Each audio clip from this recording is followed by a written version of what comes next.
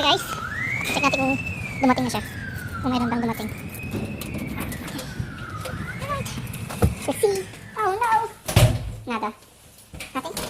Nasaan nga? Saan ko pa ultra? Wala. Wala.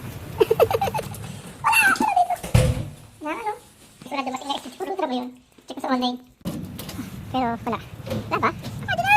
Here we go! Yun. Alright. Okay guys, so wala yung ano. Yan, sorry, we miss you, no? Okay, for the UPS, no? Magandang umaga po. Yan, lagyan natin siya yan, no? Para mamaya maiwan mamaya. So mamaya, wait natin siya, no? Okay guys, so at home na.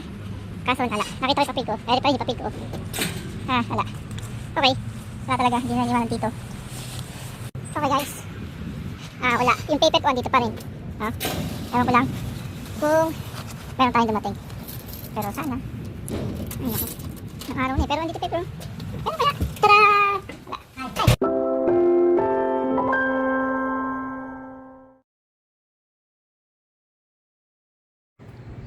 Okay guys, we're here at the UPS, no? Pickup location nila. Or ito yung pinaka parang distribution office nila dito, no? Yan, nag-aabang lang tayo. Okay, so kinuha na yung ating package, no? Kinuha na yung ID and then yung ating tracking number. Kasi ito yung loob nila. So hindi ko lang alam kung bakit na hindi nga iniwan doon sa malapit sa akin before pag UPS naman iniiwan doon, pero siguro this is expensive, so kaya talagang dito na. Ayun na siya.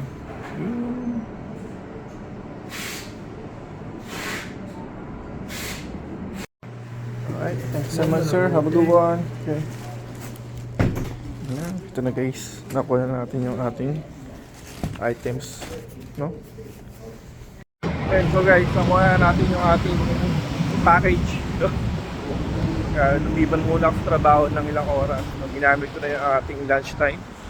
Ngayon, syempre, pauwi na tayo. Ay, pauwi tuloy. Pabilis tayo sa trabaho. Mag-aabang na lang ako ng sakyan ulit dito. Grabe. May UPS oh.